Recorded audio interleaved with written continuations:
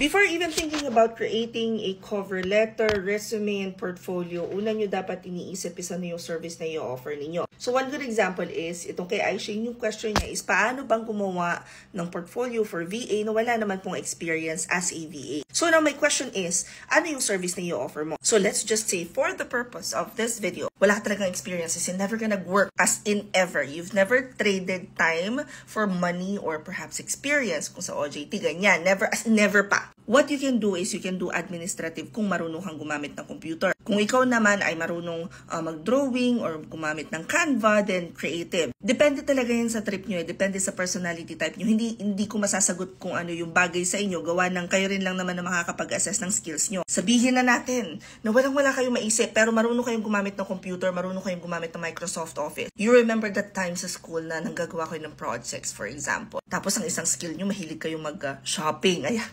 Naisip ko talaga, smooth ko doon. Halimbawa lang, yon.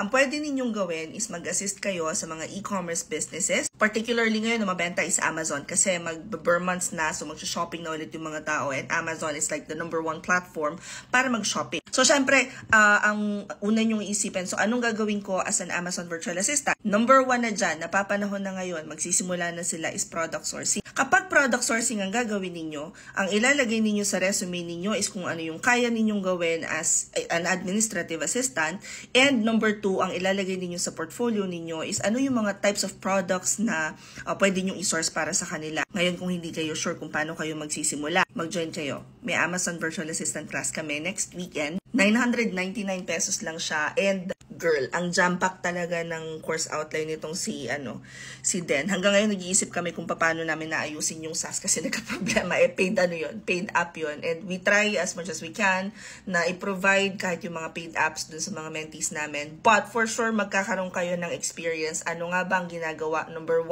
ng virtual assistant, #2 ng virtual assistant na nag-a-assist sa Amazon. And the beauty of it all is 999 pesos lang siya, kasama na yung 2 weeks internship, kasama na yung mock interview, your one-on-one with me, and after nun, makumpleto ninyo, meron na rin kayo certification. So yes, kasama na namin yung tuturo doon paano gumawa ng cover letter, paano gumawa ng portfolio, ano yung mga kailangan mong ihanda kung wala ka talagang experience.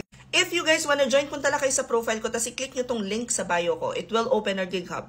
Dito sa GigHub, nandito na lahat ng kailangan ninyo para matuto kayo mag-freelancing. But I wanna bring your attention to, under live mentorship, 999 pesos. There you go. 999. Amazon with internship na yan. Now, I highly encourage that you guys join this class na as soon as possible, because the problem right now is meron kaming onboarding. So, bago kayo maka-join ng live training, meron na kagad kayong teaser, ganyan. So, magsisimula pa lang kayo sa training, may training na kayo. You have to complete the onboarding first bago kayo makasama sa live session. And again, next weekend na to, so mag-join na kayo. Comment any questions you guys have about working from home. Follow for more work from home chismis. Bye!